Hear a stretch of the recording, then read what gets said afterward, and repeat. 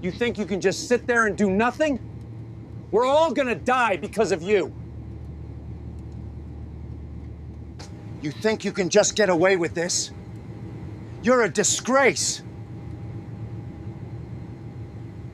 What happens when a quiet flight turns into a storm of bias, courage, and truth?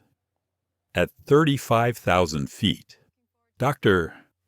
Nathaniel Carter only wanted to reach his destination. Instead, he found himself battling not just to save a passenger's life, but to defend his own dignity. Imagine stepping forward in a crisis calmly, professionally, saving a man from death only to be accused of interference. Imagine being doubted, dismissed, diminished, not because of what you did, but because of who you are. What would you do if the very people meant to protect lives tried to silence yours? This is the story of a doctor, a father, and a man who carried more than a stethoscope onto that flight. He carried centuries of struggle, and in one viral moment, he forced an entire industry to confront its reflection. But here's the question that lingers when the truth is captured. When the world is watching, can even the most powerful systems escape accountability? Or will dignity finally take its rightful seat in first class? Stay with us. Like, share, and subscribe. Because this story isn't just about one flight. It's about all of us. Let's begin. Dr. Nathaniel Carter sat alone in his office, the late afternoon sun bleeding orange across the Atlanta skyline. His phone buzzed constantly on the mahogany desk, each vibration a reminder that the world had already seen too much. On the screen, a news clip replayed over and over him, seated on a plane, calm but weary, while a flight attendant dismissed his words and favored the wealthy passenger beside him. The video had been uploaded by a fellow traveler just hours earlier. Now, it was everywhere. The news anchor's voice filled the room from the flat screen mounted on the wall. In an unprecedented settlement, Lincoln Airlines has agreed to pay $30 million after damning evidence showed a passenger, Dr. Nathaniel Carter, was discriminated against during a first-class flight from Atlanta to Boston. $30 million. The figure alone was enough to freeze the industry. But Nathaniel's thoughts weren't on the money. They circled back to the moment his dignity had been questioned in front of strangers, when calm composure was his only weapon.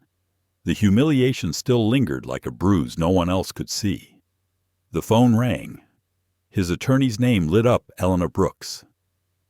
Nathaniel answered, his voice even, though the weight of the moment pressed down on him.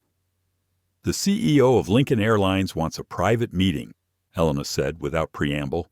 "No cameras. No press.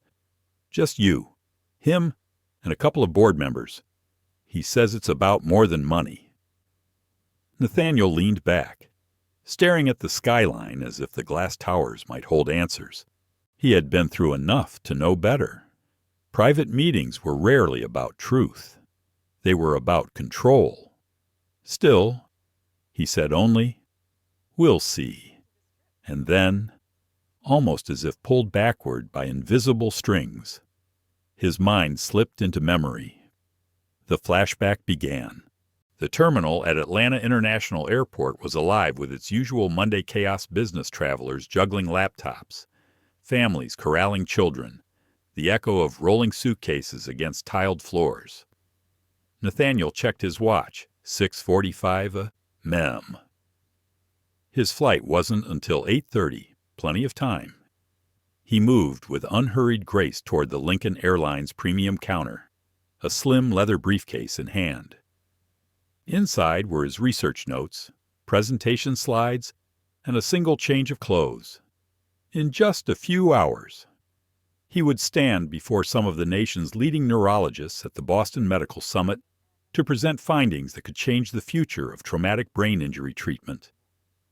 At 39, Nathaniel Carter was no ordinary physician.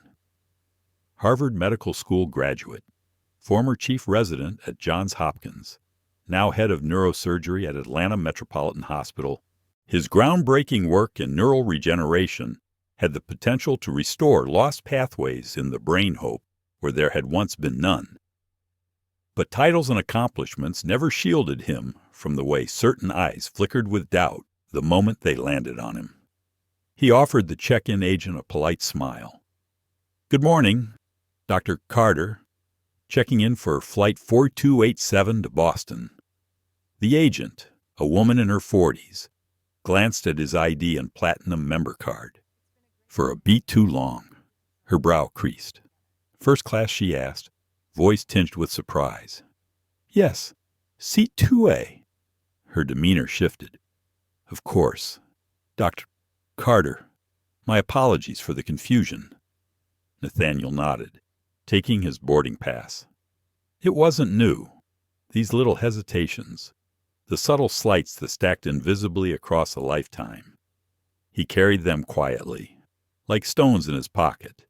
Through security and into the lounge, he settled with his tablet. His presentation glowed on the screen, rows of data and brain imaging scans. Yet even as he reviewed, his phone buzzed with a message from his ex-wife. "Danielle Monroe. Good luck today. Aaliyah wants you to call her tonight after your speech. She's proud of her dad."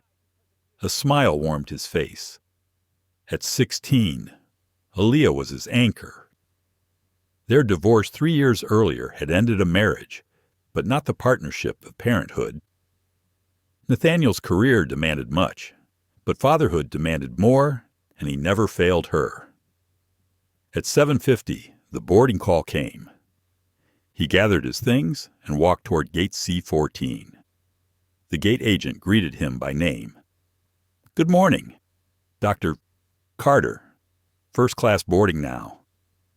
The jet bridge smelled faintly of jet fuel and coffee. At the aircraft door, a tall woman with a perfect bun and cool eyes awaited. Her name tag read Amber Clean. "Boarding pass?" she asked. Tone clipped. He handed it over. She studied it longer than necessary before returning it with a smile that felt like frost. "Seat 2A, to your left." Nathaniel stored his briefcase and settled in. First class was still quiet, the hum of engines faint. He adjusted his jacket, checked his watch, breathed steadily. Moments later, a silver-haired man in a tailored suit approached. The boarding pass in his hand trembled with annoyance. "Gerald Ashford, 62, a real estate developer from Marietta's wealthiest suburb." Gerald looked from Nathaniel to the seat beside him, his expression soured. He flagged down Amber with a flick of his wrist. "I believe I'm in 2B, he said, though his gaze never left Nathaniel. Amber's smile brightened instantly, a shift so sharp it was almost jarring. "Yes, Mr. Ashford, let me help you. I usually prefer not to have a seatmate in first class. Unfortunately, the cabin is full today, but let me see what I can do." Nathaniel watched quietly, his hand sliding to his jacket pocket. With practiced ease, he tapped his phone, activating the recording function. The microphone peaked just enough to capture every word. "I'm in 2A, Nathaniel offered gently. "Looks like we're roommates." Gerald barely nodded, directing his disdain to Amber. She sympathized with a soft tilt of her head. "We'll make sure you're comfortable, Mr. Ashford." Nathaniel turned his gaze to the window. Steady as stone. Years had taught him the value of composure, of documenting rather than erupting. He could already sense it. This flight might demand more than patience. Across the aisle, a woman of Asian descent placed her bag overhead. She smiled warmly as she sat. Her conference badge peeked from her tote. "Dr. Serena Liang, Northwestern University, Immunology Research, Boston Medical Summit." Nathaniel asked. She brightened. "Yes, and you, presenting on neural regeneration therapies. Dr. Carter." Her eyes lit with recognition. I read your paper in the Journal of Neuroscience. Brilliant work." Before Nathaniel could respond, Gerald cleared his throat theatrically. Amber reappeared, offering him a glass of champagne before the official service even began. "This is why I always fly Lincoln Airlines," Gerald said smugly, lifting the glass. Nathaniel caught Serena's raised brow. Their eyes met, silent understanding passing between them. The stage was already set. The jet filled, seat belts clicked, announcements droned.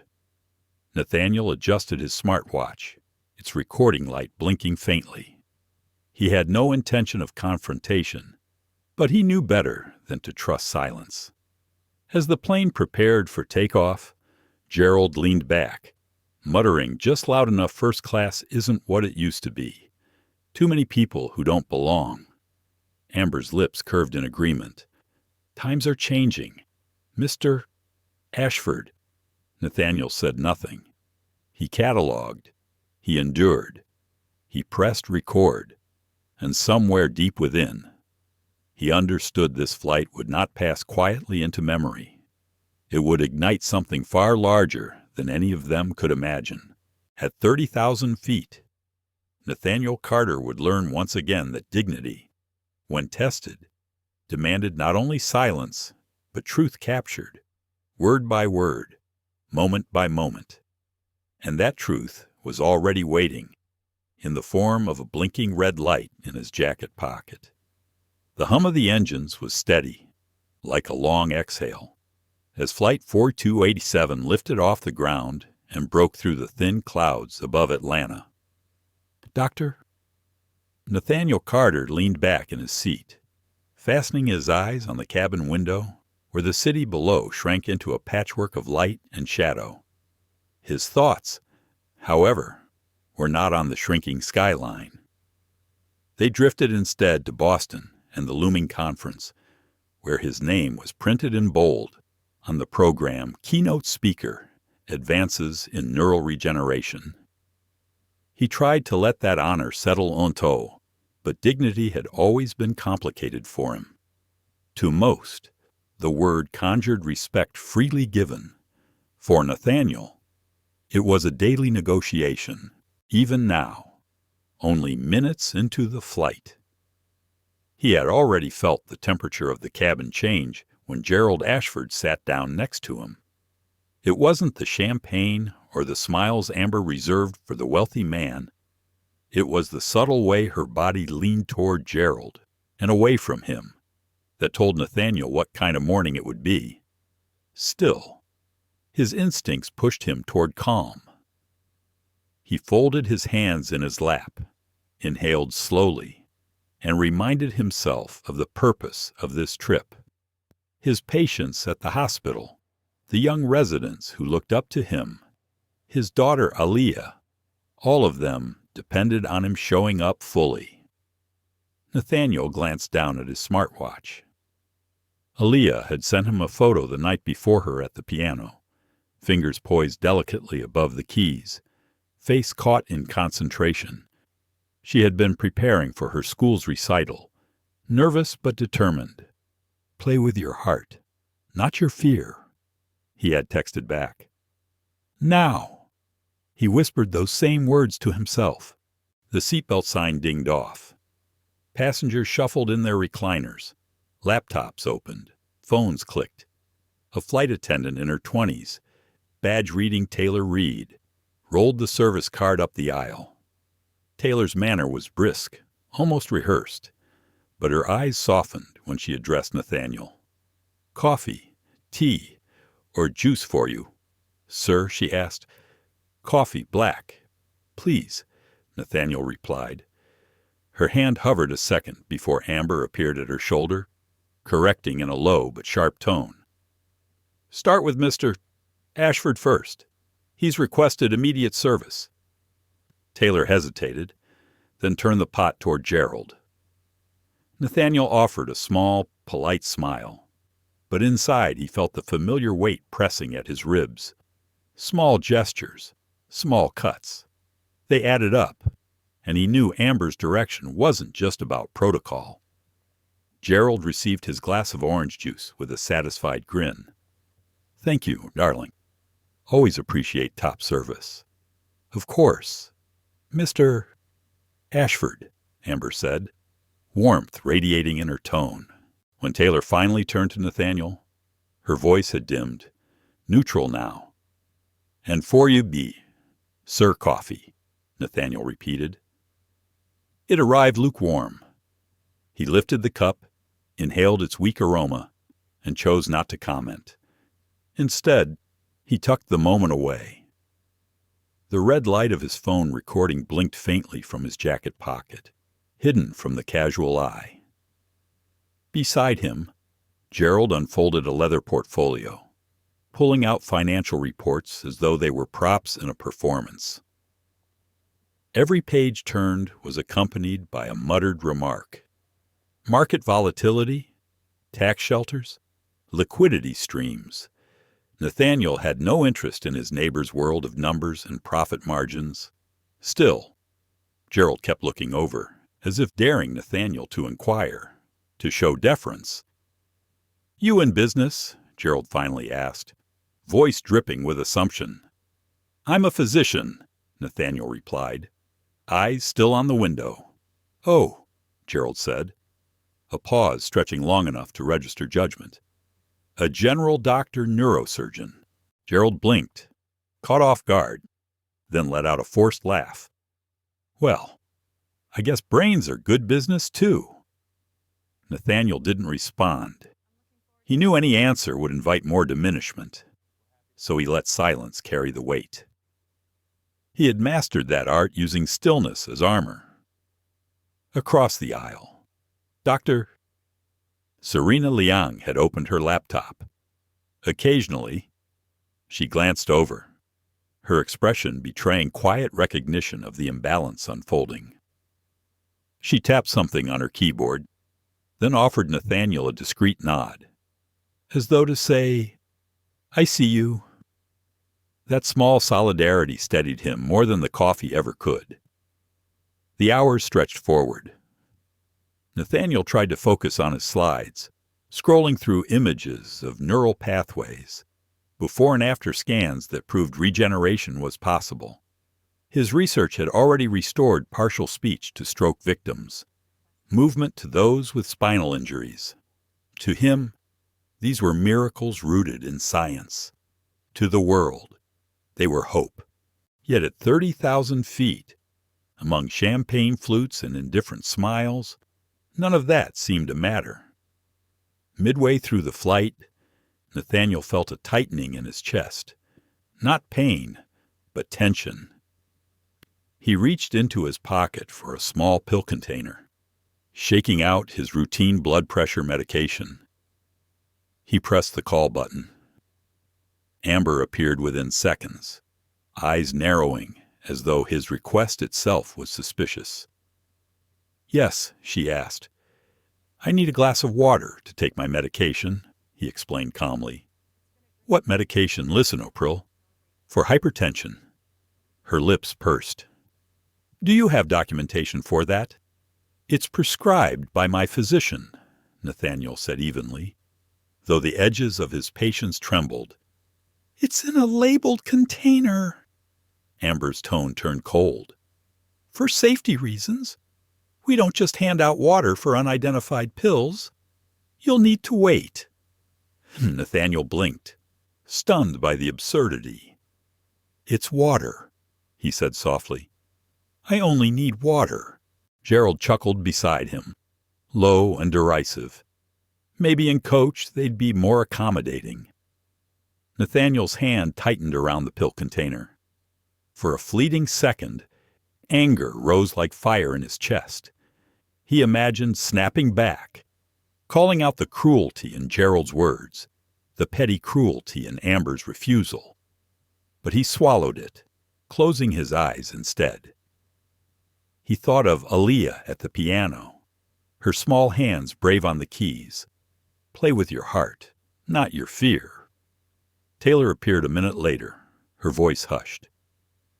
"Here's your water, sir," she said. placing the cup discreetly. Her eyes darted toward Amber at the front of the cabin, then back to Nathaniel. It was a silent apology. "Thank you," Nathaniel said, his voice warm, sincere. He took his pill and let the tension slide from his shoulders. He knew the storm was only beginning, but he also knew he was not without witnesses. Serena had seen. Taylor had seen. And his recording device saw everything.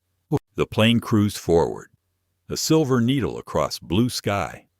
Below, the country sprawled wide and indifferent.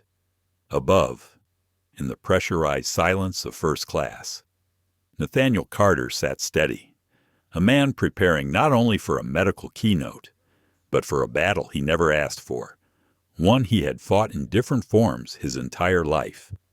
And though he did not yet know the shape of that battle, he knew this much: his dignity would not be surrendered. Not here. Not at 30,000 feet. Not ever. The aircraft had reached cruising altitude. Sunlight streamed through the oval windows, flooding the cabin with a brightness that seemed almost at odds with the mood forming inside. "Dr." Nathaniel Carter sat upright in seat 2A, the cool leather pressing against his shoulders. He tried to focus on the words scrolling across his tablet screen. Yet his thoughts kept circling back to the moments since boarding, the prolonged glance at the gate, the stiff reception at the cabin door, the deliberate favor shown to Gerald Ashford in seat 2B. For years, Nathaniel had trained himself to compartmentalize, to tuck away the weight of prejudice so that he could function. He had learned to breathe through the discomfort, to steady his pulse, to remind himself of what awaited him outside those moments of bias. And yet here, with hours left in the air and no escape from the cabin walls, he felt the unease gathering like storm clouds. Amber Cleany walked past with a tray, her heels clicking softly against the aisle. She moved with authority, her gaze lingering warmly on Gerald, before sliding across Nathaniel as though he were invisible.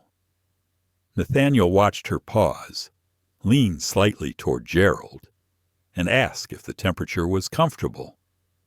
She did not ask him the same. Gerald reclined further, stretching his legs with the entitlement of a man certain the world would bend to his needs. He turned his head toward Nathaniel, his smile thin and calculated. "I trust you're not a frequent flyer in first class," Gerald said casually, though the edge in his tone betrayed the intent. Nathaniel's eyes remained on the window, where the clouds drifted like slow-moving continents. "I travel when work requires it," he replied evenly. "And what kind of work is that? Again, I'm a neurosurgeon." The word hung in the air. Gerald shifted slightly, caught off guard, then forced a laugh.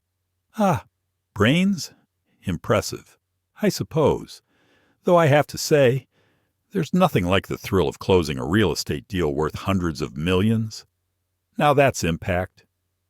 Nathaniel's lips pressed together. He thought of his patients, the teenager who had regained speech after a stroke, the father who walked again after a spinal injury, and wondered how any man could measure human dignity against numbers on a contract. But he did not engage. Silence, he had learned, could be both shield and sword. Across the aisle, Serena Liang observed with quiet intensity. She was no stranger to the undercurrents in professional spaces, the subtle hierarchies built on race and gender. Her eyes flicked between the men, her posture composed, yet her presence radiated solidarity. Nathaniel caught her gaze briefly. The exchange required no words. The seatbelt sign chimed once more. A light shudder ran through the plane as it adjusted course, the captain's voice drifting from the intercom. "Ladies and gentlemen, we are cruising at 35,000 feet. Expected arrival in Boston is on time. Weather is clear. Sit back and enjoy the flight. Enjoy the flight." The phrase rang hollow. A short while later, Amber returned, balancing a tray with small bowls of mixed nuts. She placed one delicately on Gerald's tray table, offering a bright smile. Then she glanced at Nathaniel's table, hesitated for half a beat, and set the second bowl down without a word. The difference in tone was unmistakable. Gerald popped a cashew into his mouth and smirked. "You see, Dr. Carter, service like this is why I never fly anyone but Lincoln Airlines. They know how to treat their loyal customers." Nathaniel's jaw tightened, but he forced his body to relax. The phone in his pocket continued its silent work, recording each syllable, each inflection. Minutes passed. Amber moved on to other passengers, her laughter audible as she leaned into conversations with those who fit her image of first-class clientele. Nathaniel sat still, his mind wandering to the speech he had rehearsed countless times.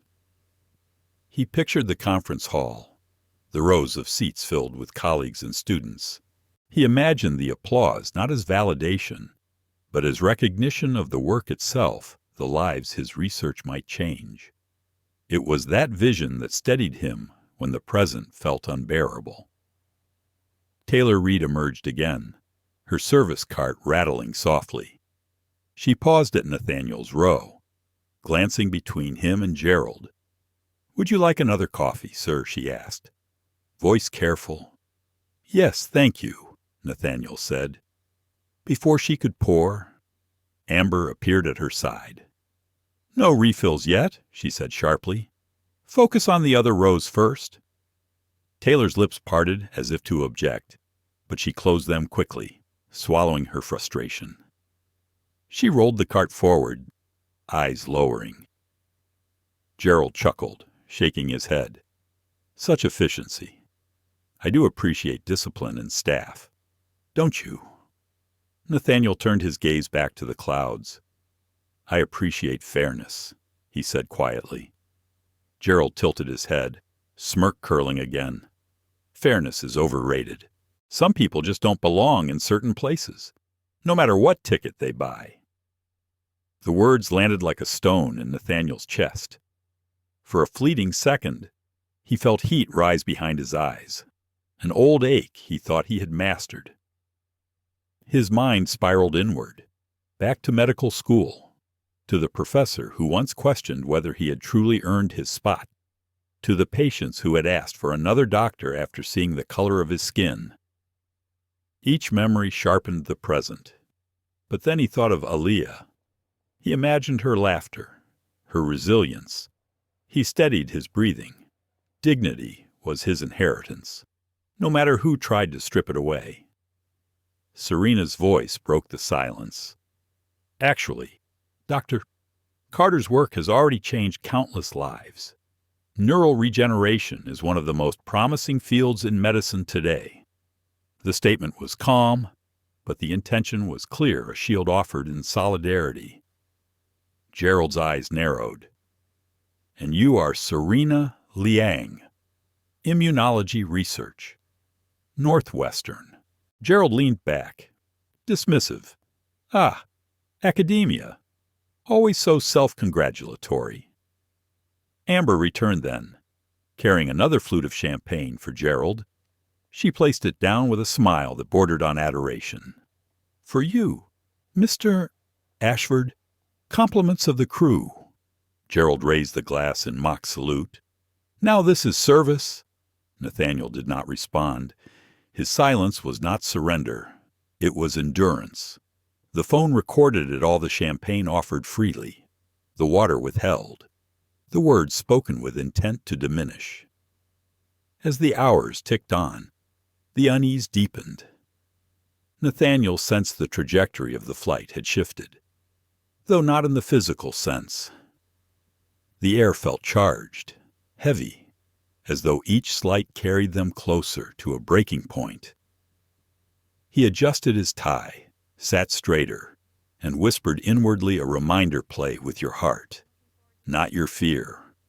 For now, the storm was still brewing, but he could feel it gathering, pressing against the walls of the cabin, waiting for the moment it would break. The flight stretched onward, each minute marked not by the clock on the screen, but by the weight of interactions that layered themselves across the cabin like fine dust. To most passengers, it was just another routine trip at 35,000 feet. To Dr. Nathaniel Carter, it was a familiar theater where dignity was tested not in grand confrontations, but in a steady drizzle of slights. The second meal service began. Taylor rolled the cart once more, her voice steady, but her eyes weary from earlier corrections. She approached Nathaniel with quiet professionalism, asking what entree he preferred, chicken or pasta. He requested the chicken, his tone measured, courteous. She scribbled the choice onto her pad, but when Amber passed behind her, a quick glance seemed to override the order. Moments later, a plate of pasta was set before him, steaming but unrequested. "I asked for chicken," Nathaniel said softly, his voice calm but firm. Amber, not Taylor, responded, "We ran out. This is what's available. Across the aisle." Gerald cut into his own chicken breast, juices glistening under the cabin lights.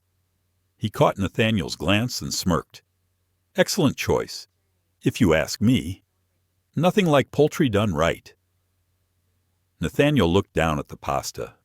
He wasn't allergic, wasn't even particularly bothered by the dish itself. It was the principle, the small reminder that his request could be disregarded without consequence. He placed his fork gently on the tray and pushed the plate a fraction away. Serena Liang leaned slightly across the aisle. "Dr. Carter, would you like some of my chicken?" she whispered, voice low so as not to draw attention. He shook his head, offering a brief smile of gratitude. "Thank you, but no." Her gesture mattered more than the food itself, a quiet act of recognition. Gerald dabbed at his mouth with a linen napkin, his tone smug. "You know, sometimes it's easier to just accept what's offered, rather than making things difficult for everyone." Nathaniel didn't respond. He picked up his water, took a sip, and let the silence hold. The hours blurred. More service rounds came and went. Drinks were offered freely to Gerald, each refill delivered with cheerful deference. When Nathaniel asked for sparkling water, Amber's eyes flicked briefly, and she said flatly, "We only have still left." Minutes later, he watched her hand a bottle of sparkling to Gerald with a smile. These were not accidents, not oversights. They were messages, coded in tone and timing. Nathaniel cataloged each one. Inside, his thoughts churned. How many times has this same play unfolded? Different stage, different actors, same script. How many times have I swallowed pride to keep the peace? And for what he thought of his residency years, when he was mistaken for an orderly, though his white coat bore his name. He thought of patients who demanded a second opinion because they could not reconcile brilliance with brown skin. He thought of the nights spent explaining to Aliyah why the world sometimes looked at her father and saw less than what he was. His chest tightened, not with anger alone, but with sorrow. A sorrow older than him, inherited from generations who had walked similar paths. The hum of conversation filled the cabin. Laughter from the front rows, the rustle of newspapers, the clink of cutlery. Yet beneath it all, the undercurrent of difference pulsed steadily, unseen but felt. Taylor passed by once more. She glanced at Nathaniel's untouched plate, then at his glass, nearly empty. Without a word, she poured him fresh water, sliding it discreetly onto his tray. Her eyes met his for a fraction of a second. An apology again, unspoken but understood. He gave a slight nod. Amber appeared almost immediately after, her voice sharp. "Taylor, focus on the other rose." "He's fine." Taylor's jaw tightened, but she moved on. Nathaniel watched her retreat, sensing the quiet battle she waged inside. Gerald cleared his throat dramatically, as though to reclaim attention. "You know, Dr. Carter, first class isn't just about the seat. It's about the experience, the consistency. People like me fly every week. We build the airline's reputation. It's not surprising they cater to us." Nathaniel's hand curled slightly against the armrest. He wanted to respond, to peel apart the arrogance in Gerald's words, but he chose restraint. He inhaled deeply, reminding himself that not every provocation required engagement. Serena broke the tension once more. "Respect shouldn't be a commodity, Mr. Ashford," she said evenly.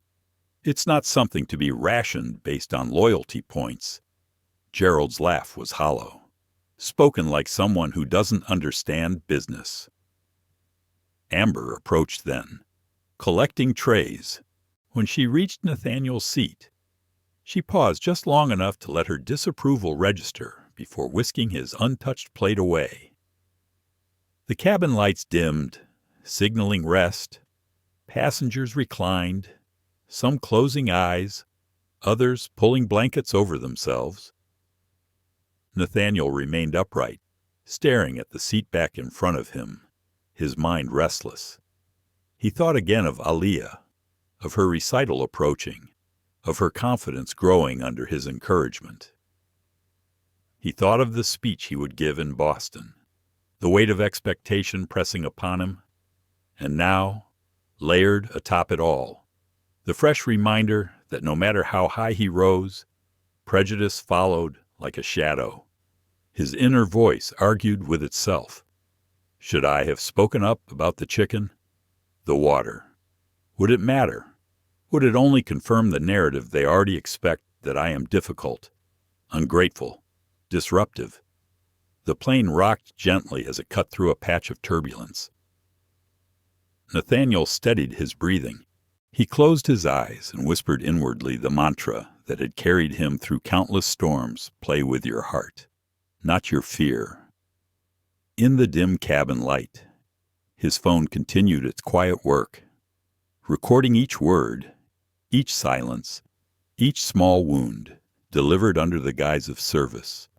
The wounds were not new, but this time he would not let them vanish into memory. This time the world would see. The hours dragged forward, the cabin settling into a rhythm of muted conversations, rustling pages, and the occasional chime of a call button. Nathaniel Carter sat in his seat, eyes closed, willing himself to focus on the conference ahead. But the air carried a charge that refused to dissipate. He could feel it with each glance Amber cast his way, with every smirk that curved across Gerald Ashford's lips. His smartwatch vibrated gently, reminding him it was time for another dose of his medication. He reached into his pocket, fingers closing around the small pill container. The label with his name and prescription was clear, the same one he carried every day. He pressed the call button, waited patiently, and rehearsed in his mind the simple request. Amber appeared within moments. Her expression was neutral, but the coolness in her voice gave away her mood. "Yes, I need a glass of water to take my medication," Nathaniel said calmly, holding up the container for her to see. Her eyes flicked down at the bottle, then back to his face. "What medication?" "Lisinopril," he replied, keeping his tone even. "For hypertension, it's prescribed, clearly labeled." She tilted her head, lips pursing as though considering whether he spoke the truth. "For safety reasons, we can't just provide water for unidentified substances." "It's not unidentified," Nathaniel said softly, resisting the urge to let frustration sharpen his tone. "You can read the label. I take it daily." Amber folded her arms. I'll have to check with the captain. Before he could respond, Gerald chuckled beside him, low and condescending. Maybe they can accommodate you back in coach. Things are simpler there. Nathaniel's fingers curled around the container, knuckles whitening. His heart thumped heavier in his chest, though not from anger alone. He thought of his blood pressure, of the importance of keeping it steady, of the irony that his own medication was now hostage to bias. Amber didn't move immediately. She lingered, eyes hard, before finally walking briskly toward the galley. The sound of her heels against the carpeted aisle felt like a punctuation mark on her authority. Nathaniel inhaled deeply, centering himself. He had seen this before, requests denied under the thin veil of policy, courtesy withheld as though it were a luxury he had not earned.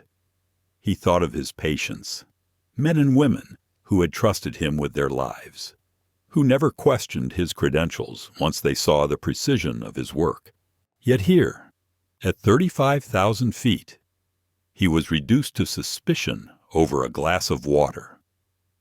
Taylor appeared minutes later, her movements careful, her voice hushed. "Here you go, Sbor," she whispered, sliding a plastic cup of water onto his tray. Her eyes darted toward the galley where Amber stood with her back turned. "Please don't mention it." "Thank you," Nathaniel said quietly, gratitude softening his voice. He took the pill, swallowed with relief, and set the cup down. Taylor lingered only long enough to see that he was all right before she pushed her cart forward, the tension in her posture visible even from behind. Gerald leaned back, watching with the satisfaction of someone who believed the world conspired in his favor. "You know, Dr. Carter, these policies exist for a reason. Safety above all, right? Can't be too careful these days." Nathaniel turned to him, his gaze steady. Safety should never be confused with bias. Gerald smirked. "Call it what you want. Some of us simply fit better in certain spaces." Nathaniel felt a fire rise in his chest, but he swallowed it. He had no intention of giving Gerald the satisfaction of a reaction.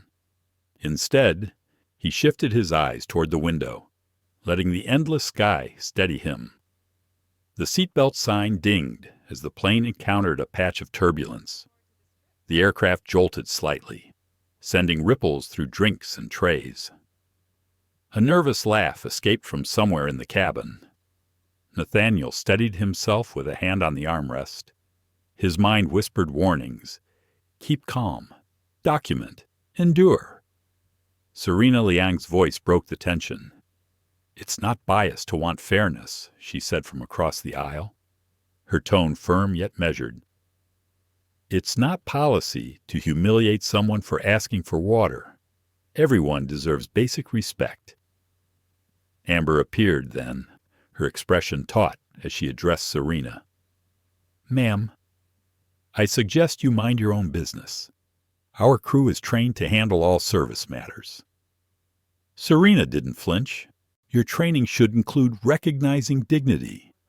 For a moment, silence blanketed the row. Gerald shifted uncomfortably. Amber's jaw tightened, and Nathaniel remained still, his recording device capturing every word. The tension didn't dissipate after that exchange. It grew heavier, thicker, a pressure pressing down on Nathaniel's chest. Each slight became sharper. When Amber handed out warm towels, his was cold. When she offered dessert, she skipped his seat until Serena reminded her. Every omission, every delay, became another reminder that in her eyes, he was less. Inside, his mind wrestled. Should I confront her? Would it make a difference? Or would it only give her the ammunition she's waiting for, to paint me as disruptive? How many times have I been told to stay calm, to let it pass, to not make waves? He thought of Aaliyah again, He pictured her sitting on the piano bench, playing scales with determination, her mother watching proudly from the couch. He had promised her a video call after the conference. He wanted to tell her that dignity was worth defending, that courage didn't mean anger, but resilience. But in this moment, resilience felt like swallowing shards of glass. Amber returned once more, leaning subtly toward Gerald. "Everything all right here, Mr. Ashford?" she asked sweetly. "Perfect, thank you," Gerald replied. He glanced sideways at Nathaniel, his grin unmistakable. Amber's gaze followed, lingering on Nathaniel for a moment longer than necessary, a silent warning embedded in her stare. Then she turned on her heel and strode back toward the galley. Nathaniel sat perfectly still, his pulse steady but his soul weary. The denial of a simple request for water had crystallized into something far larger. It wasn't just about policy or protocol or service. It was about erasure, about being told again and again that he didn't belong. But he did belong.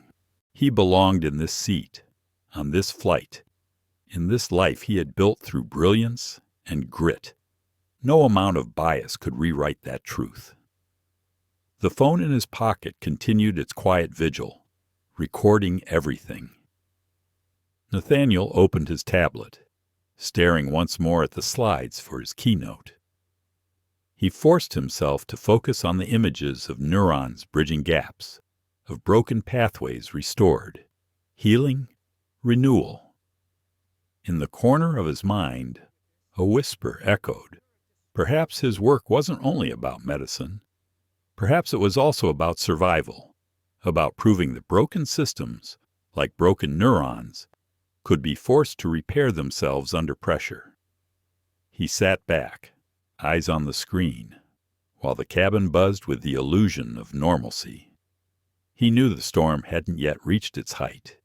This was only the beginning, and when it came, he would be ready. The hours passed with a heavy rhythm, the kind that presses into the skin and makes time itself feel sluggish. Nathaniel Carter sat upright, scrolling through his slides for the 100th time, though his eyes barely registered the data. Every detail of the flight so far had stacked itself like stones on his chest. The cold service, the withheld water, the mocking tone of Gerald Ashford, the sharp edge of Amber Clean's stare. He carried it silently, steady as always, but the weight was undeniable. The cabin lights dimmed slightly as the crew prepared to serve a light refreshment before descent. The air smelled faintly of brewed coffee and warm bread. For a moment, Nathaniel thought perhaps the tension might settle, that the journey would end without further escalation. He closed his eyes, breathing deeply, willing himself toward calm. Then it happened. A sudden sound, sharp and startling, a low groan, followed by the thud of a body slumping against leather. Nathaniel's eyes snapped open. Gerald's associate, a man in his early 50s who had boarded quietly and taken seat 3B behind them, was clutching his chest. His face contorted in pain, beads of sweat forming instantly on his brow. A half-finished glass of wine tipped, spilling red across his tray.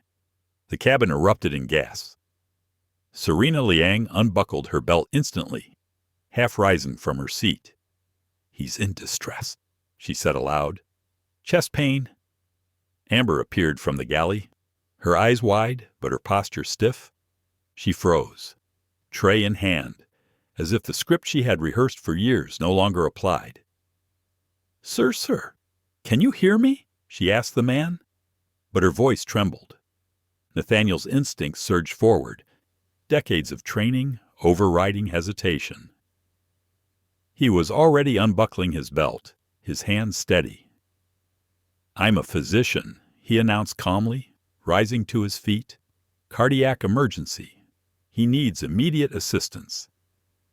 Amber's body shifted between him and the aisle, her arms lifting slightly as though to block him. "Sir, please remain seated. We have procedures, for I am a neurosurgeon with advanced trauma training," Nathaniel said, his voice firm, authoritative. "Every second counts. Move aside." Gerald shot up from his seat, panic flooding his features. "Help him!" he barked at Amber. "What are you doing?" "Let him through." Amber hesitated, her eyes flicking between Gerald's panic and Nathaniel's unwavering calm. At last, she stepped aside, her face pale, but still laced with resistance. Nathaniel knelt beside the man in 3B, checking his pulse, scanning for responsiveness. "Sir, can you speak to me?" The man groaned, barely coherent. "Pulse is rapid. Irregular," Nathaniel said aloud. "More for the crew than himself. Possible myocardial infarction. We need oxygen, nitroglycerin if available, and the AED standing by." Taylor appeared with the emergency kit, her hands shaking but her eyes clear. "Here, doctor." She handed over the oxygen mask. Nathaniel worked swiftly, placing the mask, monitoring the man's breathing. He pressed his ear close to the chest, counting beats. "We need to stabilize until we land. When we're closer to Boston, alert the tower for paramedics on the ground." Passengers nearby leaned forward, watching with wide eyes, whispering nervously. Some prayed quietly. Others fumbled for their phones to record. Serena moved closer, steadying the man's arm, following Nathaniel's instructions without question. In that moment, authority shifted. The cabin, once ruled by Amber's tone and Gerald's entitlement, now looked to Nathaniel for guidance. His voice, calm and decisive, cut through the tension like a scalpel. Minutes ticked by, heavy but purposeful. The man's breathing evened slightly, though his face remained pale. Nathaniel monitored closely, adjusting the oxygen flow. Amber lingered a few feet away, arms crossed tightly, her jaw clenched. The image was striking the man she had treated with suspicion, now fighting to preserve another man's life. Her discomfort was obvious, yet she said nothing. Gerald hovered nervously, his bravado stripped away. His hands shook as he muttered, "Is he going to make it? Tell me he's going to make it." Nathaniel met his eye, steady and unflinching. "He has a chance, thanks to immediate intervention, but he'll need full cardiac care on the ground." Gerald swallowed hard, nodding, his usual arrogance silenced by fear. As Nathaniel continued, his inner voice stirred. Why must dignity be proven through saving lives? Why is competence questioned until crisis demands it? The thought stung, but he pushed it aside, focusing on the patient before him. The captain's voice broke through the intercom. "Ladies and gentlemen, we have a medical situation on board. Please remain seated. We will be prioritizing emergency landing procedures." Nathaniel nodded toward Taylor. "Inform the captain the patient is stabilized for now, but paramedics must meet us immediately." Taylor rushed forward, relaying the message with urgency. The cabin settled into a strained silence. Every eye lingered on Nathaniel, watching him perform with precision, watching him embody the very authority Amber had tried to strip away. Even those who had remained silent earlier now saw what Serena and Taylor had already known: he was no ordinary passenger. After long minutes, the patient groaned again, his eyes fluttering open, weak but responsive. Nathaniel leaned closer. "You're all right. Stay calm. We'll have you in a hospital soon." Relief rippled through the seats. Gerald exhaled shakily, clutching the headrest in front of him as though it alone held him steady. Serena touched Nathaniel's arm lightly. "You saved him," she whispered. He shook his head. "We bought him time. That's all. Inside, though, His heart ached, not from the strain of action, but from the bitter truth he could not ignore. He had saved a man's life in the same cabin where, hours earlier, his right to a glass of water had been questioned. He had proven beyond doubt his worth. Yet he knew Amber's gaze would never truly shift. Amber approached at last, her face stiff. "Thank you for your assistance," she said curtly. No warmth, no humility, just the bare minimum acknowledgement. Nathaniel met her eyes, unblinking. "You're welcome." She turned sharply and walked away. The oxygen mask hissed softly, a reminder of the fragile life balance between crisis and survival. Nathaniel remained kneeling beside the man, his back straight, his presence commanding not through force, but through quiet authority. For the passengers who watched, the narrative had shifted irrevocably. The man Amber had treated as lesser had revealed himself as indispensable. The man Gerald had mocked now held the power to save what Gerald valued most, a friend's life. And though Nathaniel said nothing of it, though he remained the embodiment of composure, he knew the truth burned brightly in the room. No denial, no dismissal, could erase what they had seen with their own eyes. The storm, however, was not over. It had only begun to shift shape. The crisis had given him authority, but it had also deepened the fault lines. What would follow, he sensed, would not be gratitude alone. It would be something darker, something sharper, waiting just beyond the next chime of the seatbelt sign. The cabin settled into an uneasy quiet after the crisis. The man in seat 3B was still breathing shallowly, stabilized by the oxygen mask. Nathaniel Carter remained seated nearby, monitoring the patient's pulse every few minutes, steady as a rock in the midst of turbulence, both literal and unspoken. Passengers who had witnessed the scene whispered to each other, their tones hushed but reverent. A woman in row 4 crossed herself, murmuring a prayer of thanks. A younger man pulled out his phone and typed furiously, perhaps drafting the story he would tell once they landed. Even Serena Liang, who had stood by him from the beginning, now looked at Nathaniel with a mixture of admiration and relief. But not everyone shared that sentiment. Gerald Ashford had retreated into his seat, his friend's life no longer hanging visibly in the balance. Relief had transformed into something darker. His eyes darted between Nathaniel and Amber at the front of the cabin, and the corners of his mouth tightened. Gratitude did not come easily to a man who built his life on hierarchy. In his world view, Nathaniel's act of saving a life was not an equalizer. It was a threat. Amber, too, was restless. She busied herself in the galley, rearranging items that were already aligned, her jaw rigid. When she finally stepped back into the aisle, her expression carried something new defensiveness. Her authority had been eclipsed, if only briefly, and she was determined to reclaim it. She approached Nathaniel, voice cool and clipped. "Sir, thank you for assisting earlier. However, it's important you understand that crew procedures are in place for a reason. Interfering with flight operations can be considered a violation of federal law." The words landed heavy, not just on Nathaniel, but on everyone within earshot. A ripple of unease moved through the cabin.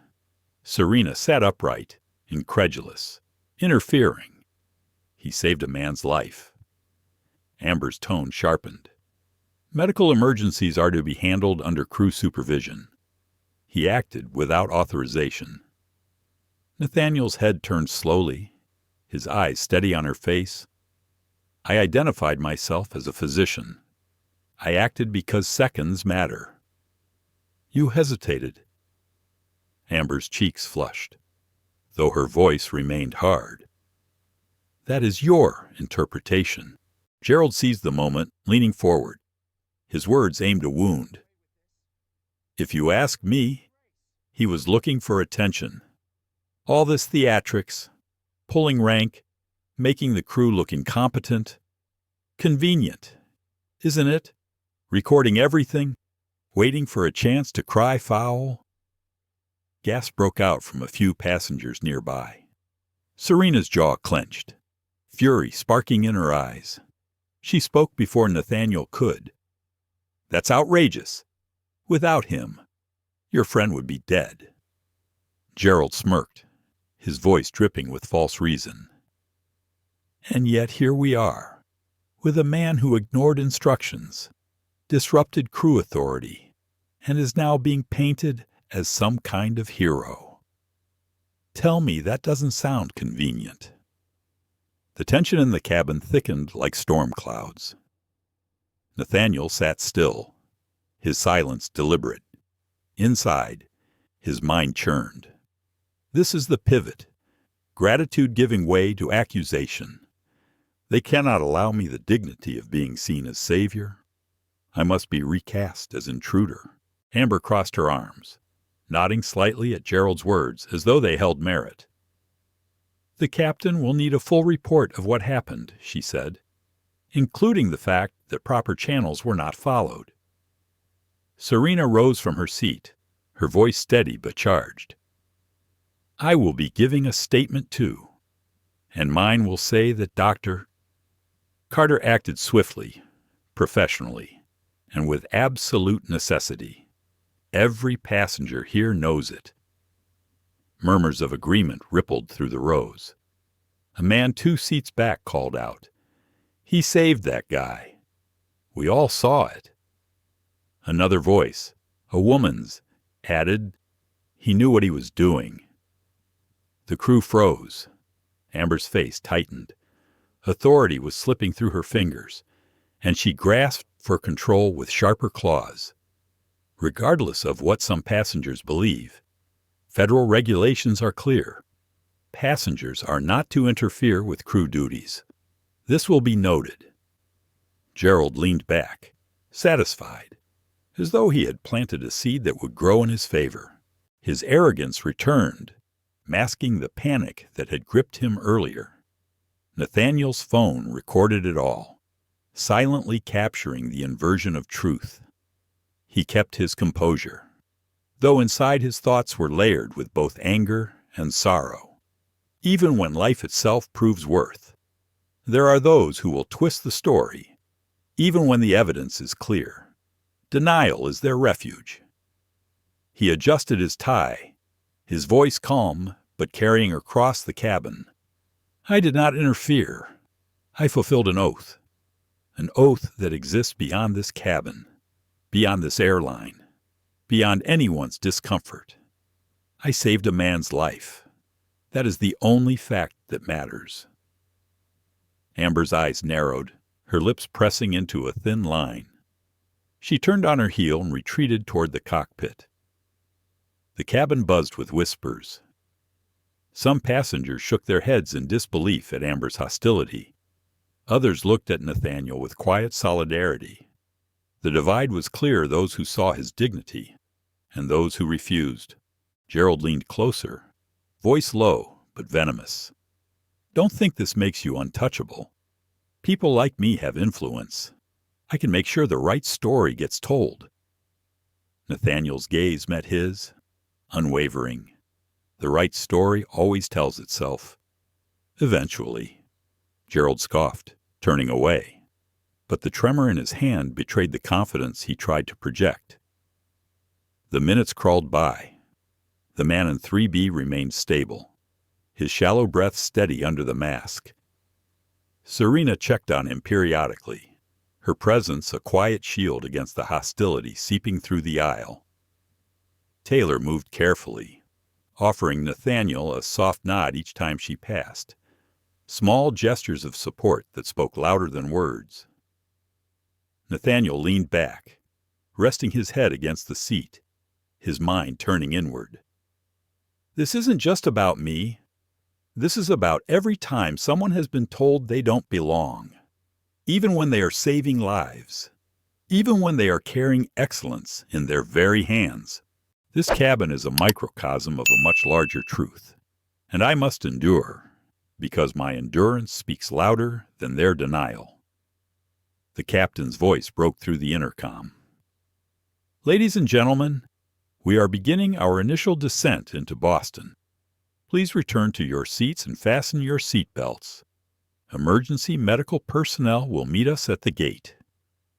The descent was steady, the hum of engines blending with the tension that still lingered like static in the cabin air.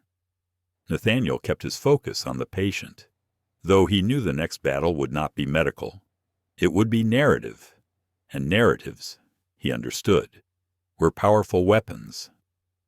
When the wheels finally touched the tarmac, applause erupted not for the landing, but for the man whose steady hands had guided another through the brink of death.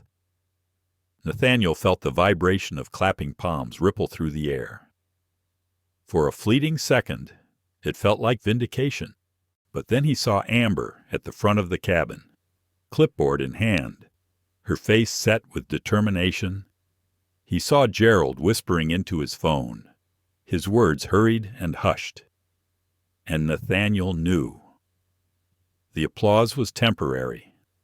The storm was only beginning. The landing gear screeched against the runway, jolting the cabin with that familiar shudder. Passengers exhaled in unison, relief sweeping across the rows as the aircraft slowed. Some clapped again, murmurs of gratitude rippling for the man who had saved a stranger's life midair. But beneath the applause, Nathaniel Carter felt the storm gathering. He had been in operating rooms where silence followed triumph, and he recognized the quiet before the next complication. Amber Clean stood tall at the front of the cabin, clipboard in hand, her eyes fixed not on the man still stabilized with oxygen, but on Nathaniel himself. She spoke briskly into the intercom, instructing passengers to remain seated until medical personnel arrived. Her voice was calm, but her posture told another story, one of calculation. Gerald Ashford, already on his phone, spoke in a hushed but hurried tone. Yes, at Logan. Tell them I'll be filing a report. This man interfered, compromised procedure. His words carried just far enough for Nathaniel to hear, deliberate in their volume. Nathaniel kept his hands folded in his lap, his face composed, inside, though he could feel the tug of war between exhaustion and resolve. Stay steady. Do not let them define the narrative before you've even spoken. The plane rolled to the gate, brakes hissing, engines winding down. Paramedics rushed in as soon as the doors opened, wheeling a stretcher down the aisle. Nathaniel stepped back, allowing them to take over the care he had provided. One paramedic paused, glancing at Nathaniel with recognition. You the doc who stabilized him? Yes, Nathaniel said simply. Well done. You probably saved his life. The words were professional, but the gratitude in his tone was clear. Amber interjected quickly, her tone sharp. He acted without crew authorization. Please make note of that. The paramedic frowned, giving her a quick, confused look, then continued tending to the patient.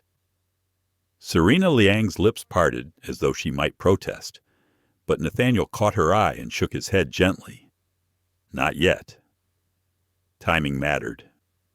As passengers began to disembark, the divide became visible.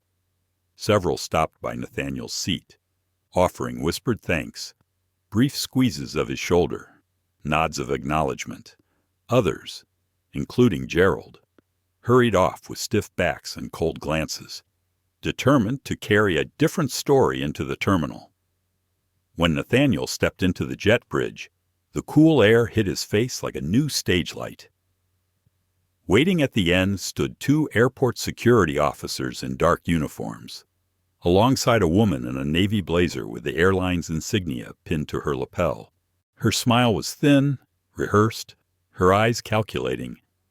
Dr. Carter, she asked, though her tone carried no real question. Yes, I'm Karen Douglas, station supervisor for Lincoln Airlines here in Boston.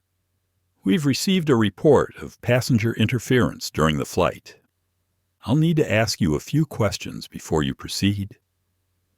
Nathaniel inhaled slowly, steadying himself.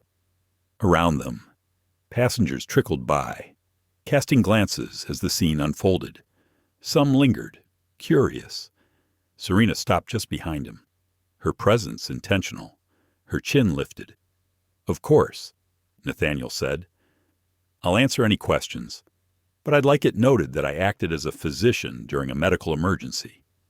My intervention stabilized a passenger in cardiac distress. Gerald's voice cut through from a few feet away, dripping with indignation. Don't let him spin it. He overstepped. He made the crew look incompetent, put lives at risk. Ask your flight attendants. Amber emerged from the jet bridge, clipboard still in hand. She moved quickly to Karen's side, her tone sharp. He ignored my instructions. He refused to remain seated and took control without authorization. Serena stepped forward. That's not true, she said firmly. He identified himself as a doctor. He acted decisively when your crew hesitated. He saved that man's life. Every passenger around us saw it. The security officers exchanged brief glances, their hands resting loosely on their belts. The tension was palpable, an invisible line dividing truth from accusation. Karen raised a hand, as though to quiet the growing chorus. Let's not escalate here. Dr. Carter, please step aside with me. I need a clear statement. Nathaniel nodded, his posture calm, though his chest tightened with every beat. He followed her to the side of the jet bridge, Serena remaining close, Gerald hovering within earshot, Amber clutching her clipboard like a shield. Tell me exactly what happened, Karen said, pen poised above her form. Nathaniel's voice was measured, professional, his words deliberate. A passenger in 3B collapsed with chest pain. I identified myself as a neurosurgeon and trauma-trained physician. I requested oxygen and the AED. I administered care until paramedics arrived. The patient stabilized. That is the sequence of events. Karen scribbled notes, her brow furrowed. And the crew's role, I requested assistance. One attendant provided the oxygen. Another initially blocked my path. I proceeded because seconds matter in cardiac arrest, Gerald interjected, his voice rising. You see? He admits it. He disregarded instructions. That's interference. Serena's voice was quick, sharp. That's saving a life. Amber's eyes narrowed, her tone clipped. He undermined my authority. Passengers shouldn't dictate medical protocol. Nathaniel turned to her, his voice calm but firm. Authority means nothing if it paralyzes action in crisis. Medicine is not a debate. It is time. The silence that followed was heavy. Karen's pen hovered in midair, her eyes flicking between the parties. One of the security officers finally spoke. Supervisor, maybe we should review the cabin recordings before making determinations. Karen nodded, though her lips tightened. We will. In the meantime, Dr. Carter, we'll need your contact information. The airline will be conducting a formal review. Nathaniel handed her his business card. She glanced down, reading the embossed title aloud without meaning to. Chief of Neurosurgery, Boston University Medical Center. The weight of the words seemed to hang in the air. Gerald scoffed. Title or not, he disrespected procedure. Karen pocketed the card, her tone suddenly softer. Thank you. Dr. Carter, you're free to go for now, but do expect to hear from our office. Nathaniel inclined his head politely. I'll cooperate fully. As he walked into the terminal, Serena matched his pace, her voice low. They're trying to rewrite it already, but too many people saw. They can't erase the truth. Nathaniel's lips pressed into a thin line. They'll try. That's what power does. Behind them. Gerald was still speaking into his phone, gesturing animatedly. Amber followed Karen toward the operations desk, her clipboard hugged tightly to her chest like armor. Nathaniel paused by a window overlooking the tarmac. The plane he had just departed sat in view, a silent witness. His reflection in the glass stared back, composed but heavy with the knowledge of what lay ahead. They will fight to make me small, but I have recorded every word. And this time, their denial will not stand unchallenged. The storm had left the cabin, but it had not ended. It was spilling now into boardrooms, into policies, into headlines, yet to be written. Nathaniel felt the weight of it pressing against his shoulders, but also the fire of resolve building in his chest. The battle had only just begun. The hum of Logan International buzzed all around. Travelers wheeled suitcases across the polished floor. Announcements echoed through the terminal, and the air smelled faintly of coffee and jet fuel. Yet for Nathaniel Carter, every sound seemed muted, as though the world had shrunk into the storm that trailed him from the aircraft. He walked with slow, deliberate steps. Serena Liang by his side. Her presence was a quiet reassurance, but even she could not erase the knot in his chest. He had saved a man's life at 35,000 feet, yet the crew's accusations, Gerald's venom, and Karen Douglas's clipped neutrality clung to him like shadows. Nathaniel's phone buzzed in his pocket. At first, he thought it was Aaliyah checking in. But when he pulled it out, the screen glowed with dozens of notifications, messages, emails, missed calls. His brow furrowed as he scrolled. Links filled his inbox, headlines already forming in real time. Doctor confronted on flight after saving passenger's life. First-class hero or disruptive interference witnesses. Divided videos were attached, short clips, shaky but powerful. In one, Nathaniel could be seen kneeling beside the man in 3B, calm and precise as he applied the oxygen mask. His voice carried clear even through the background noise. "We need oxygen and the AED immediately." Another clip captured Amber's words, sharp and dismissive. Passengers are not to interfere with crew duties. But it was the third video that set Nathaniel's breath still. Gerald's face filled the frame, his voice dripping with disdain. "Don't think this makes you untouchable. People like me have influence." The recording ended with Nathaniel's steady reply. The right story always tells itself. Eventually. That moment had found its way to the internet, and it was already spreading like fire. Beside him. Serena's phone buzzed too. She pulled it out, eyes widening as she scrolled. "Nathaniel, it's everywhere. Look." She turned the screen toward him.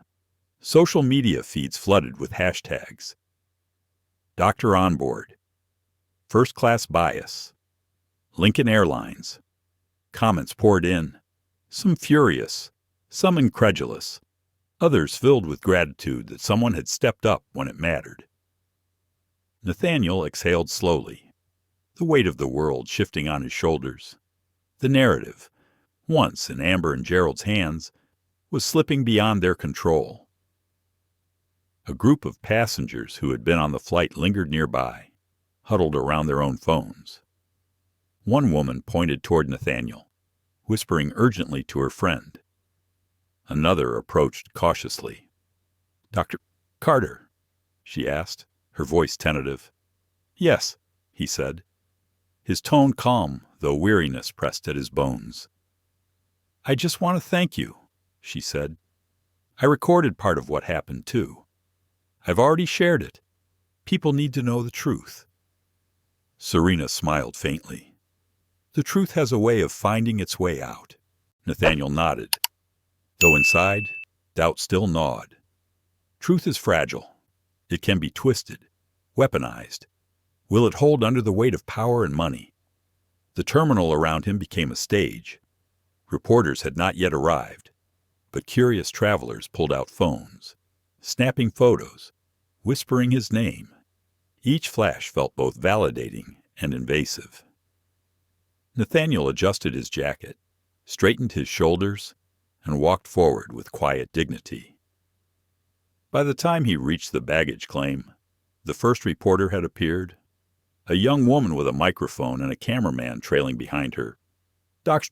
Carter, can you comment on what happened aboard Lincoln Airlines Flight 4287? Nathaniel paused, considering. Part of him longed for silence, for retreat, but another part recognized the moment. If I don't speak, they will. He faced the camera, his voice measured and firm. A passenger suffered a cardiac emergency. I am a physician. I intervened. The patient stabilized until paramedics arrived. That is what happened. The reporter pressed further. And what about the claims of interference? That you undermined the crew? Nathaniel's eyes held steady. Saving a life is not interference. It is humanity. The words hung in the air, heavy, undeniable. By the time he left the airport, more clips had surfaced. Taylor Reed's quiet kindness, Serena's defense, Amber's sharp corrections, all of it was now public. Each angle revealed the same truth. The bias was real. The dignity challenged. The narrative clear. At home, Danielle Monroe had seen the news break. She sat on the couch with Aaliyah, the television glowing with coverage. Aaliyah's eyes were wide, her hands gripping her mother's arm. That's Dad, she whispered. Pride and fear tangled in her voice. Danielle stroked her daughter's hair. Yes, it is. And he's standing tall. By evening, the story was on national broadcasts. Commentators debated airline accountability. Civil rights advocates spoke of systemic bias in air travel. Medical professionals lauded Nathaniel's composure. Attendant Lincoln Airlines released a terse statement. We are reviewing an incident involving a passenger who provided medical assistance without authorization. Safety remains our top priority. The backlash was immediate. Hashtags trended worldwide. Memes flooded the internet, contrasting Nathaniel's calm presence with Amber's dismissive scowl, Gerald's smug grin. Public opinion tilted heavily. Voices rising in unison. Respect should not be conditional. Dignity not negotiable. Nathaniel sat in his hotel room that night, the glow of the television painting shadows on the wall. Serena sat across from him, scrolling through her phone. She read aloud a message from one of her colleagues. They're calling you a hero. He shook his head slowly. Heroes don't feel this tired. Serena leaned forward, her voice gentle. You feel tired because you've carried more than just a man's life today. You've carried every slight, every wound, every denial, and the world finally saw it. Nathaniel leaned back in his chair, closing his eyes. His mind drifted to Aaliyah, her hands poised over piano keys, her determination bright. He thought of the world she would inherit, the spaces she would enter, the dignity she would be forced to defend. The phone on the nightstand buzzed again. This time it was a call from an unknown number. He hesitated, then answered. Dr. Carter, this is William Foster, CEO of Lincoln Airlines. I need to speak with you immediately. Nathaniel's eyes opened slowly, his face calm, though his chest tightened with anticipation. The storm had indeed shifted. It was no longer confined to a cabin at 35,000 feet. It was now in boardrooms, in headlines, in the very heart of an industry. and Nathaniel knew the viral spark was only the beginning. The phone's vibration seemed louder than it should have been, rattling faintly on the nightstand of the Boston hotel room. Nathaniel Carter stared at the glowing screen, the unknown number pulsing like a summons. His body was weary, every muscle heavy from the weight of the day. Yet his mind sharpened instantly. He knew this was not an ordinary call. He answered with calm restraint. "Dr. Carter speaking." The voice on the other end was deep, controlled, polished. "This is William Foster, CEO of Lincoln Airlines. I imagine you've been inundated since landing. I wanted to reach out directly." Nathaniel leaned back in the chair, his eyes fixed on the muted television where his own image flashed across a news panel. "I've seen some of the coverage," he said quietly. Foster exhaled, a sound halfway between frustration and diplomacy. "Yes. Well, it's moving faster than our communications team can contain. Videos, hashtags, commentary. It's not ideal." Nathaniel allowed a pause, then replied, "Not ideal for whom? The man whose life was saved, or the airline trying to protect its image?" The CEO hesitated before speaking again. "Look, Dr. Carter, I don't want this adversarial. You stepped in during a crisis, and we acknowledge that. But you must also understand the protocols in place. Our crews are trained to handle emergencies." Nathaniel's voice remained even, but the steel underneath was unmistakable. "Your crew froze. A man was dying. And now, instead of owning that truth, you've allowed a narrative to circulate that paints me as disruptive." On the other end, silence stretched for several seconds. Finally, Foster spoke, his tone cooler. "We can't control what individual crew members say in the moment, but we can manage the long-term fallout. That's why I'm calling. I'd like to discuss a resolution before this spirals further." Serena Liang, seated across from Nathaniel, raised her brows, mouthing the words, "Be careful." Nathaniel closed his eyes briefly, gathering himself. "What exactly do you mean by resolution?" Foster cleared his throat. "We'd like to issue a statement highlighting your medical expertise and the fact that you assisted during the flight. In exchange, we would expect discretion regarding any negative remarks about our staff. This can all be framed positively." Nathaniel let out a slow, incredulous breath. "So you want me to erase what happened? The denial, the hostility, the bias. You want me to accept gratitude without accountability?" "That's not what I'm saying," Foster countered quickly. "I'm saying we have to protect both our staff and our reputation. Mistakes were made, yes, but broadcasting them to the world only escalates conflict." Nathaniel stood, pacing slowly to the window. Boston's skyline glittered in the distance, lights shimmering against the harbor. "Conflict already exists, Mr. Foster. It's not created by visibility. It's created by behavior. Your airline has a choice to hide or to reform." There was another pause. When Foster spoke again, his voice carried the weight of someone unused to being challenged. "You're a physician, not a corporate strategist. You don't understand the implications." Nathaniel's voice dropped, deliberate and steady. "And you, sir, are a corporate strategist, not a physician. You don't understand what it means to kneel beside a man whose life is slipping away, to have seconds to act, while others debate procedure. I will not be silenced. Not this time." Serena watched, her expression a mixture of pride and concern. Foster's tone hardened. "Dr. Carter, I'm offering you a path that avoids escalation." "Take it seriously," Nathaniel replied without hesitation. "And I'm offering you a chance to choose integrity over damage control. Take that seriously." The call ended shortly after. Foster's voice clipped as he promised further communication. Nathaniel set the phone down, his hands steady though his chest felt heavy. Serena broke the silence. "You realize you just refused a golden parachute? They'll come after you harder now." Nathaniel sat again, folding his hands. "They were never calling to honor me. They were calling to contain me. But this isn't about me alone.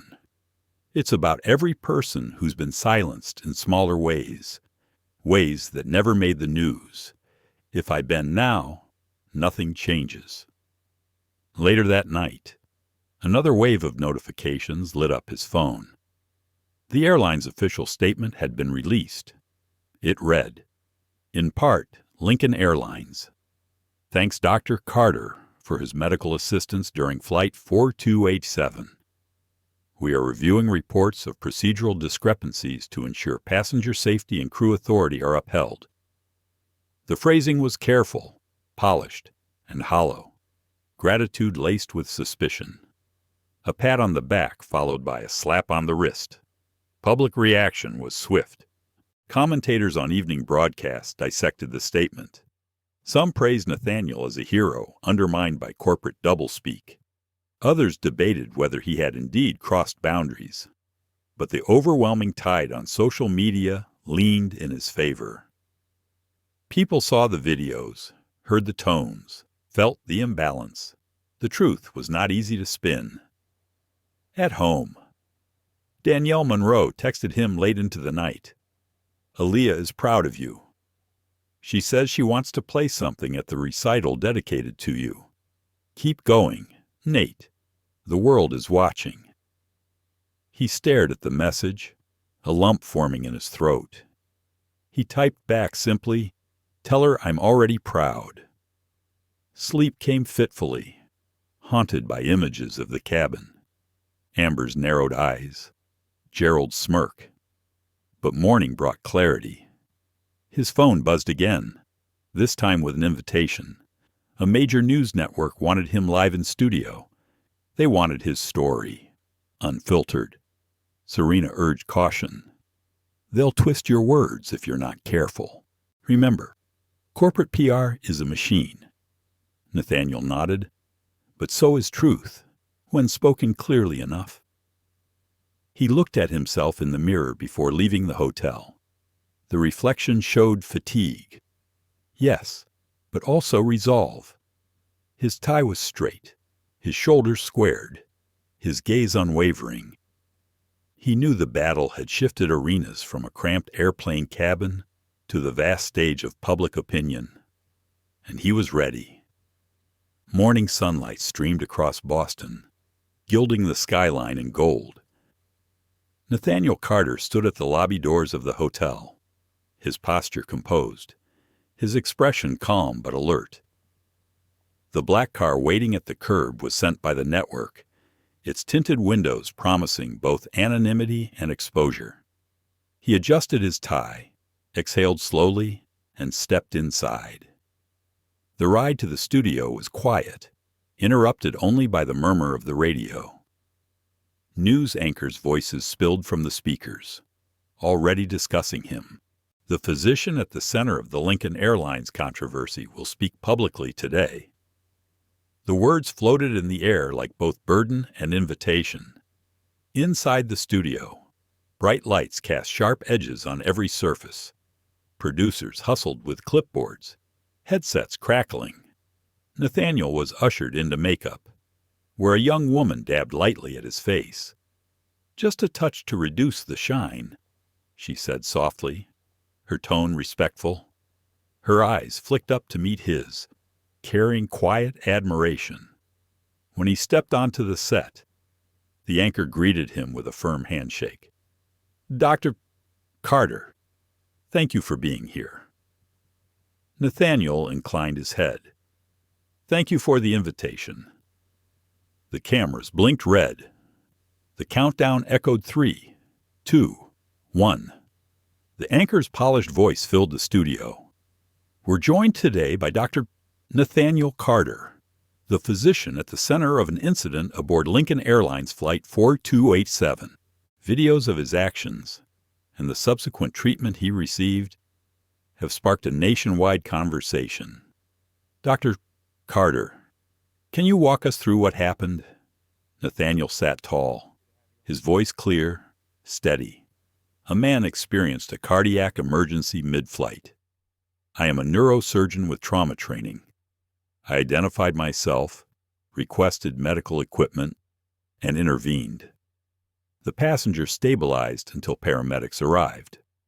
That is what happened. The anchor nodded, then pressed gently. Some reports suggest you interfered with the crew. How do you respond? Nathaniel's gaze was steady, his words deliberate. Saving a life is never interference. What concerns me is not just what was said about me, but what it reveals. A man's life was in jeopardy, yet my presence was treated with suspicion. My requests were questioned, my actions undermined.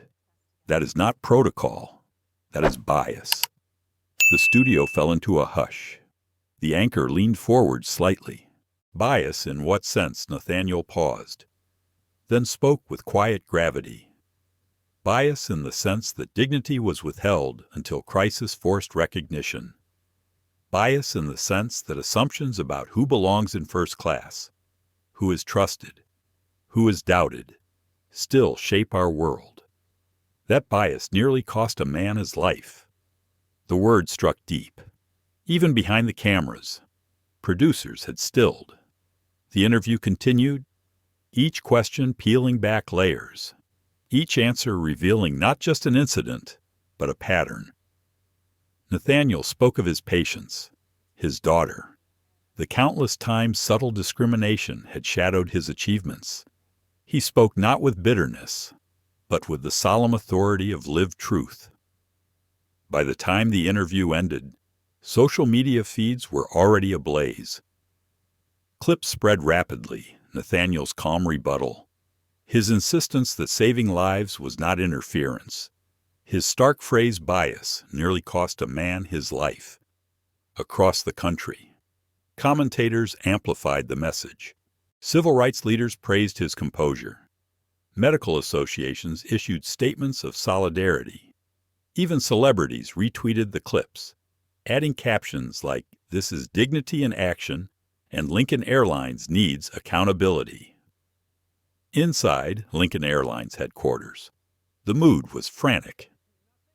William Foster watched the interview from a glass-walled conference room, executives shifting uncomfortably around the table.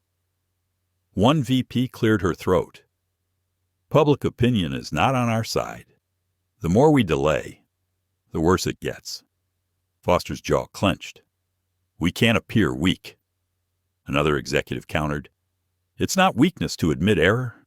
It's survival. If we don't get ahead of this, regulators will. Investors are already calling." The boardroom swirled with tension, but outside those walls, the tide was clear. Petitions circulated demanding reform. Hashtags calling for Amber's suspension trended globally. Shareholders threatened to pull investments unless accountability was shown.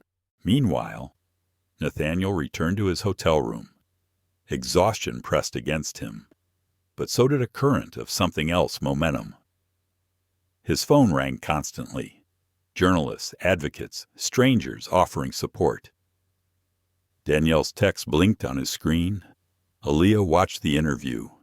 She cried. She said, "You showed the world who you are. We're proud of you."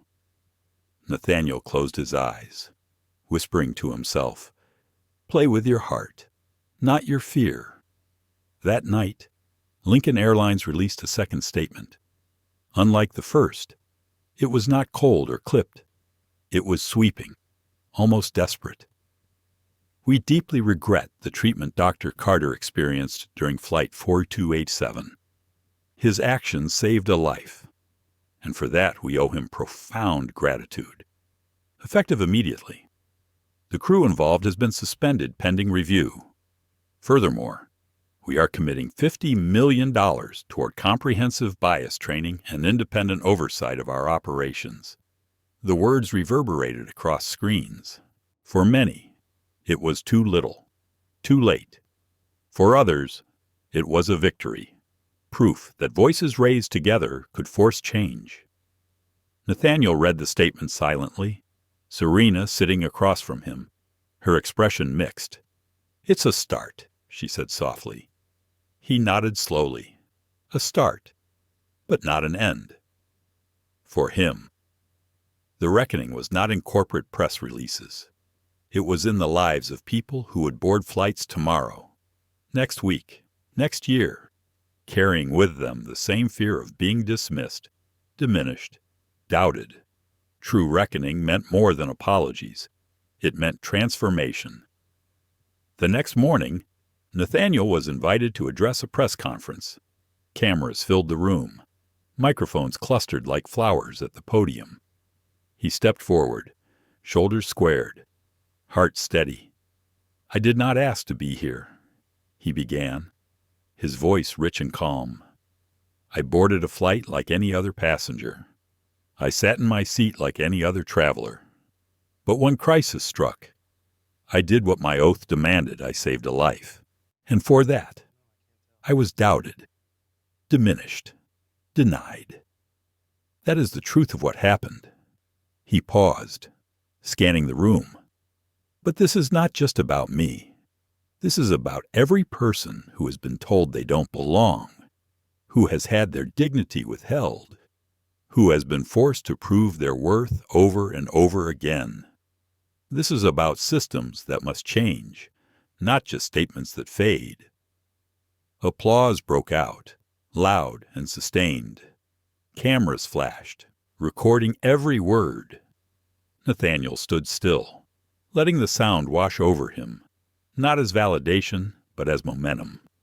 The reckoning had begun, and he knew it would not end with this podium. It would stretch into boardrooms, policies, classrooms, and hearts. And though he had not asked for this battle, he was ready to carry it.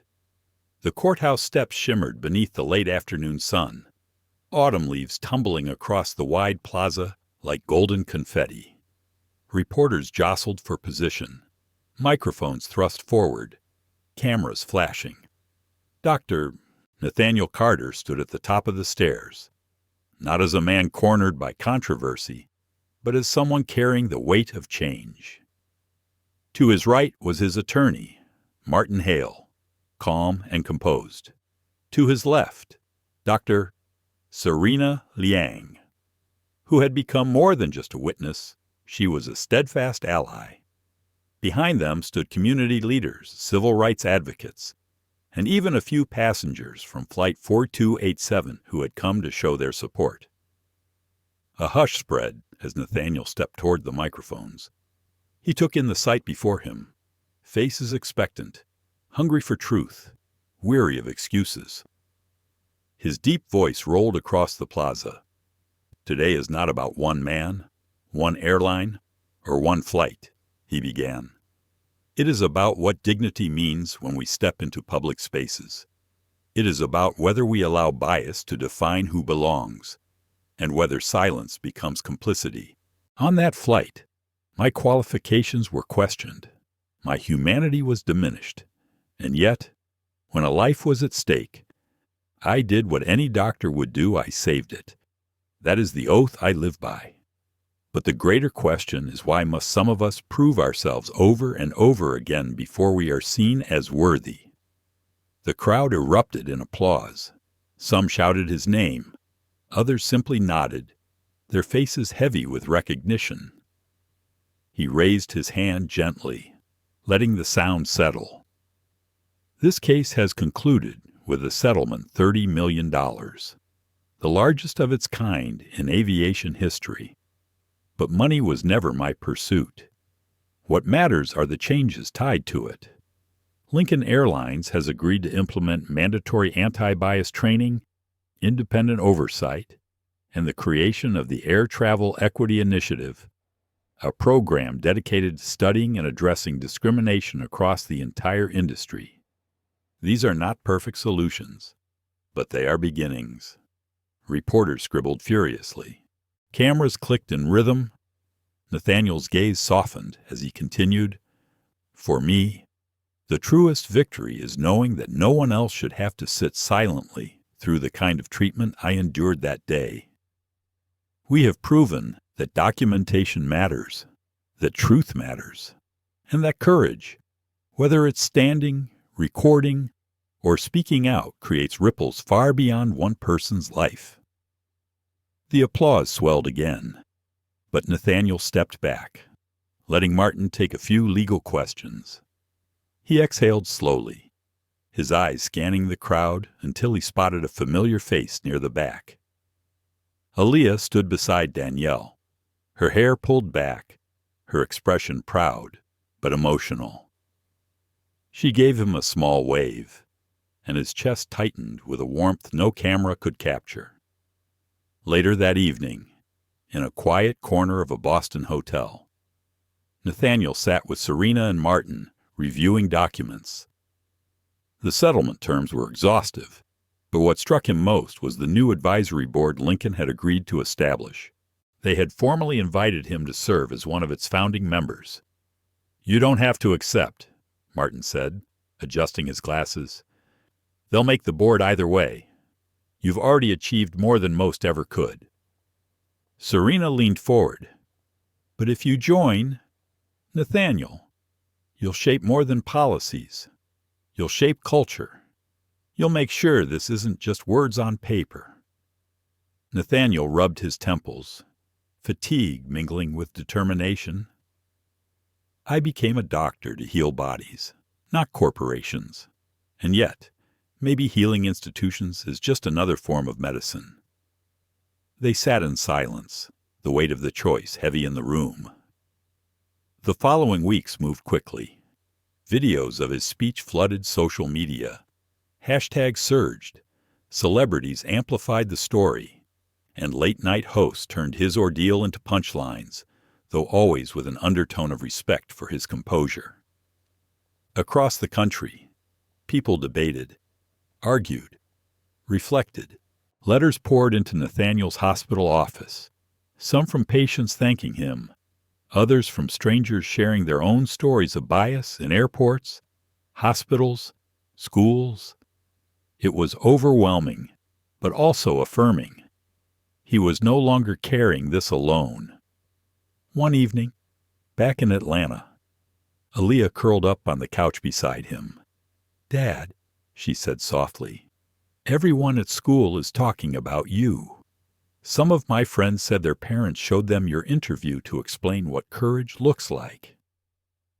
Nathaniel turned to her, his eyes misting. "Courage isn't about not being afraid, baby girl. It's about doing what's right, even when you are afraid." She nodded, thoughtful. "I want to help with the foundation this summer, not just because it's yours, but because I think what you're doing matters." He pulled her into an embrace, holding her close. "You already matter, more than you know." Months passed, and the reforms began to take shape. Training modules rolled out across Lincoln Airlines. Independent auditors monitored complaints. Taylor Brooks, once just a senior attendant, was promoted to director of training, charged with reshaping how crews handled bias in real time. Her gratitude when she called Nathaniel was palpable. "We're rewriting the manuals," she said. "Not just the words, but the culture. It's because of you." Gerald Ashford's name faded from the news, but not before his firm lost several major contracts. Amber Cleaney's wrongful termination lawsuit was dismissed when recordings surfaced. She vanished from the public eye, though whispers suggested she struggled to find work in the industry. Nathaniel thought little of her. Accountability had taken its course. Instead, he focused on the Neural Equity Foundation, launched with part of his settlement. The foundation funded research to bring advanced neurological care into underserved communities, his lifelong mission. At the first board meeting, he looked around the room and realized this, too, was legacy. Out of injustice had come an engine for healing. 1 year later, Nathaniel stood in front of a new audience, not reporters, not executives, but medical students. The lecture hall buzzed with energy as he began. "Some of you may know me because of what happened on a flight," he said, pacing slowly. "But I want you to remember me for what I've dedicated my life to restoring function, restoring dignity, restoring hope. Whether in an operating room or an airplane cabin, our responsibility is the same: do no harm, and stand against harm when we see it." The students rose in applause, not because he was famous, but because he was real. That night, Nathaniel walked alone through the quiet streets of Atlanta. The city lights reflected on wet pavement, each glimmer like a fragment of memory. He thought of Gerald's sneer, Amber's clipped voice, the cold suspicion of the captain. He thought of Serena's defiance, Aaliyah's tears, the weight of the recordings in his pocket. And then he thought of tomorrow, of travelers boarding planes with one less shadow of doubt, of patients receiving treatments once out of reach, of students learning not just medicine, but justice. His phone buzzed with a text from Serena. "The advisory board meeting is set for next month. Ready to change the skies again?" Nathaniel smiled faintly. Typing back, "Always ready. Change doesn't stop at the runway." He paused, looking up at the night sky. A plane streaked overhead, its lights blinking against the darkness. For the first time in months, the sight did not fill him with tension. It filled him with resolve. The journey that had begun in Seat 2A was not over. It had only taken flight. Sometimes, a story ends with a landing, but this one soars beyond the runway. Dr. Nathaniel Carter's courage did more than save a life. It exposed the hidden turbulence of bias in our skies. His calm defiance, his refusal to bow to silence, became a mirror for a world that too often looks away. What began as humiliation became transformation. From courtrooms to boardrooms, from classrooms to living rooms, his fight for dignity continues to ripple outward. It is a reminder that respect should never be conditional, and that silence in the face of injustice is never neutral. As you leave this story, ask yourself, how many Nathaniels have been dismissed before the cameras turned on? How many voices are still waiting to be heard? Let us not only remember the pain of prejudice, but also the possibility of change. Let us honor the strength of those who stand tall when others try to make them small. If this story moved you, share it. If it made you think, talk about it. And if you want to keep walking with us through stories of courage, justice, and truth, like, share, and subscribe. The next journey is waiting